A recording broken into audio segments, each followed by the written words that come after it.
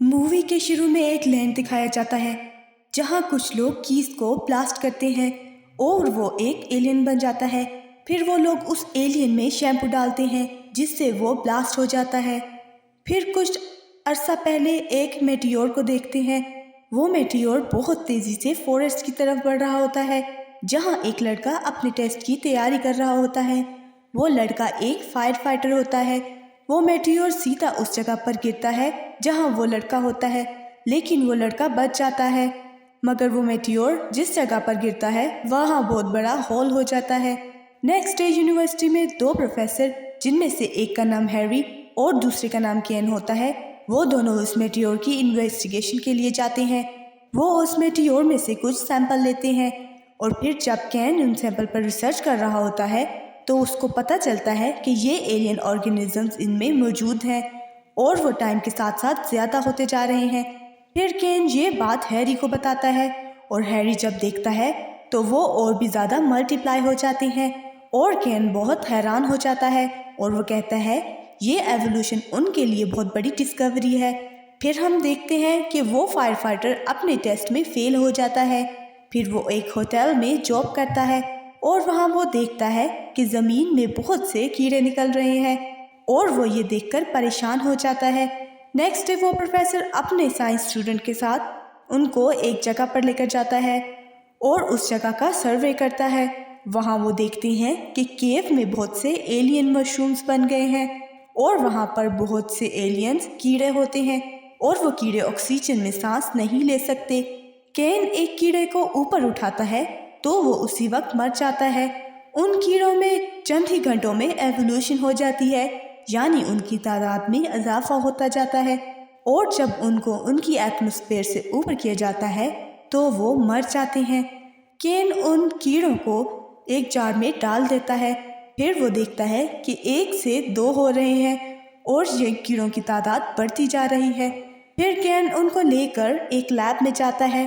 تبھی ہیری اسے کہتا ہے کہ ہمیں یہ بات گورنمنٹ کو بتا دینی چاہیے، لیکن کین اسے منع کر دیتا ہے کہ یہ ہماری ڈسکوری ہے اور گورنمنٹ ہمیں اس کا کوئی کریڈٹ نہیں دے گی۔ نیکسٹ ڈے جب وہ اس جگہ پر کچھ اور انویسٹیگیشن کے لیے جاتے ہیں تو وہ وہاں دیکھتے ہیں کہ وہاں پر آرمی نے اس جگہ کو سیل کر دیا تھا۔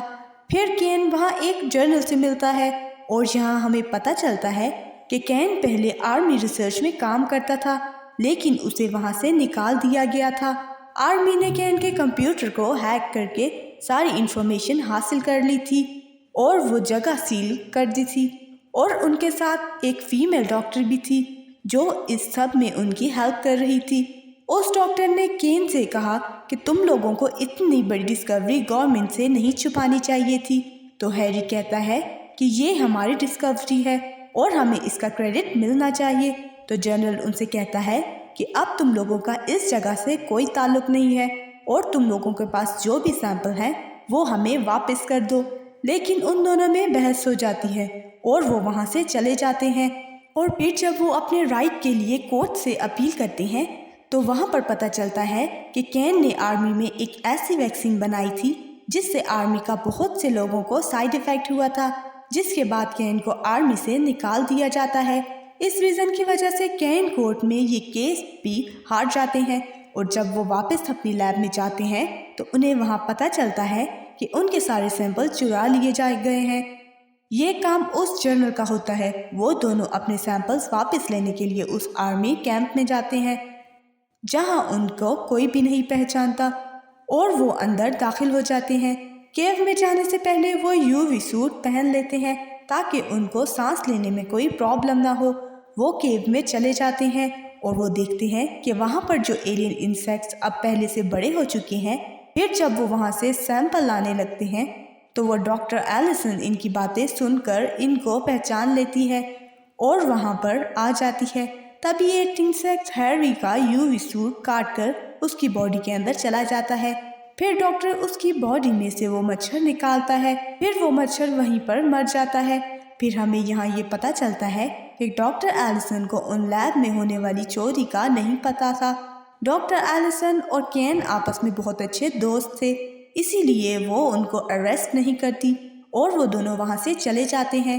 پھر ہم اس فائر فائٹر کو دیکھتے ہیں جو اس امیر آدمی کے گھر میں ڈرنک سرو کر رہا ہوتا ہے، اور وہ امیر آدمی اپنی فرینڈ سے ملنے گراؤنڈ میں جاتا ہے اور وہاں ایک کراکوڈائل اس پر اٹیک کرتا ہے اور اسے مار دیتا ہے۔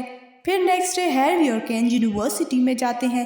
وہاں وہ فائر فائٹر ہاتھ میں ایک بہت بڑی چیز پکڑ کے ان کا انتظار کر رہا ہوتا ہے۔ وہ اس لڑکے کو لے کر ایک روم میں چلے جاتے ہیں۔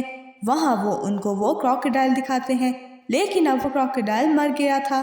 اب ہم دیکھتے ہیں کہ ایک لیڈی کو اپنے گھر میں وہی ایلین کیڑے نظر آتے ہیں، اور جب وہ ڈور اوپن کرتی ہے تو وہاں ایک کیوٹ سا ایلین نکلتا ہے اور وہ اس کے آگے اپنا ہاتھ کرتی ہے۔ اور جیسا کہ ہم جانتے ہیں کہ ایلین معصوم نہیں ہوتے، تو وہ ایلین اس کے ہاتھ کو کاٹ لیتا ہے اور پھر ایلین آکسیجن نہ ہونے کی وجہ سے وہیں پر مر جاتا ہے۔ پھر ڈاکٹر کین ایلیسن کے پاس جاتا ہے اور اسے کہتا ہے کہ ہمیں ان سب کو ختم کرنا ہوگا، ورنہ ہمیں اس سے بہت بڑا نقصان ہوگا۔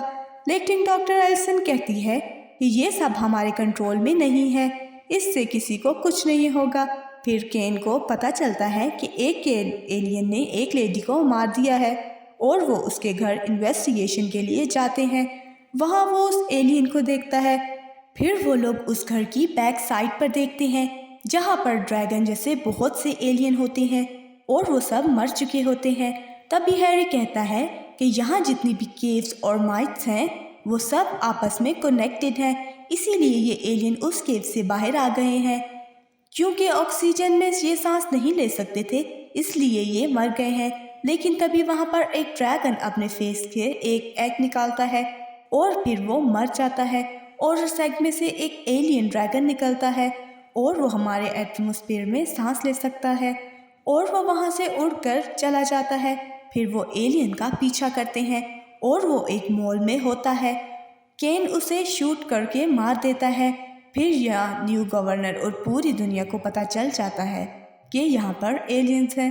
پھر وہ گورنر اس جنرل کے پاس جاتا ہے اور اسے کہتا ہے کہ ان کو جلد از جلد ختم کرنا چاہیے۔ تبھی وہاں پر کین اور ہیری آ جاتے ہیں اور وہ جنرل سارا الزام ان دونوں پر لگا دیتا ہے، لیکن گورنر اس سے کہتا ہے کہ اس پرابلم کو جلد از جلد ختم کر دیا جائے۔ ڈاکٹر ایلیسن کہتی ہے کہ یہ ایلین بہت جلدی ملٹیپلائی ہو رہے ہیں اور 2 مہینوں میں یہ پوری دنیا میں پھیل جائیں گے۔ تو جنرل کہتا ہے کہ ہمیں ان سب کو جلانا ہوگا۔ جب وہ یہ سب پلان کر رہے ہوتے ہیں تبھی وہاں پر گوریلاز جیسے ایلینز ان پر حملہ کرتے ہیں۔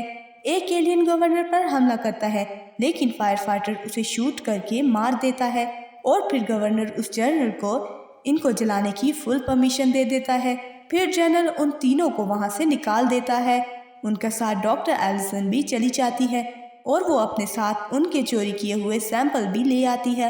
ایلیسن وہ سیمپل کین کو دیتی ہے۔ کین اس لیکوڈ کو دیکھ کر کہتا ہے کہ یہ ابھی تک ویسا ہی ہے، یہ ایلین میں چینج نہیں ہوا۔ تبھی ہیری ایک فائر کی تیلی اس لیکوڈ میں پھینکتا ہے اور وہ اپنے سائز میں بہت بڑا ہو جاتا ہے۔ کین کہتا ہے کہ یہ ہیٹ کی وجہ سے اتنی تیزی سے بڑھ رہے ہیں۔ جب یہ میٹیور اسپیس میں تھا وہاں پر کوئی ہیٹ نہیں تھی، اور جب یہ میٹیور ارتھ پر آیا تو ہیٹ کی وجہ سے یہ ایوولوٹ ہو گیا اور اس کے سائز میں بھی اضافہ ہونا شروع ہو گیا۔ لیکن یہ لیکوڈ فریج میں تھا، اس لیے اس میں ایوولوشن نہیں ہوئی۔ اگر یہ ہیٹ اپ ہوتا تو اس کا بھی ایوولوشن ہو جاتا۔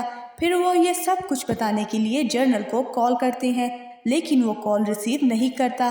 پھر کین پیریوڈک ٹیبل دیکھ کے اندازہ لگاتا ہے کہ جیسے کاربن ہمارے لیے ضروری ہے ویسے ہی سیلینیم ان ایلین کے لیے بھی ضروری ہے۔ تبھی کین کے اسٹوڈنٹس اس کو بتاتے ہیں کہ شیمپو میں سیلینیم ہوتا ہے، اور پھر وہ فائر فائٹر ایک واٹر ٹینک میں شیمپو ڈال کر اس کیو کی طرف چلے جاتے ہیں، لیکن ان کے جانے سے پہلے ہی جنرل اس کیو میں فائر بلاسٹ کر دیتا ہے اور پھر وہاں پر اس کا ایوولوشن ہو جاتا ہے اور وہ ایلین بہت بڑا ہو جاتا ہے۔ تبھی وہ لوگ اپنے ٹینک کو لے کر اس جوائنٹ ایلین کے پاس جاتے ہیں اور اس ہول میں اس شیمپو کو ڈال دیتے ہیں۔ تبھی اس جوائنٹ ایلین میں ہلچل ہونے لگتی ہے۔ اس سے پہلے کہ وہ جوائنٹ ایلین بلاسٹ ہوتا، ایلیسن اس ٹینک کو لے کر وہاں سے نکل جاتی ہے۔ پھر وہ ایلین بلاسٹ ہو جاتا ہے۔ پھر گورنر ان تینوں کو بہت اپریشیٹ کرتا ہے اور اس فائر فائٹر کو چیف بنا دیتا ہے، اور جنرل کو ڈیمولیشن کر کے سرجن بنا دیا جاتا ہے، اور یہیں پر مووی کا اینڈ ہوتا ہے۔ Thank you for watching. Movie اچھی لگی ہو تو لائک، شیئر اور چینل کو سبسکرائب ضرور کیجیے گا۔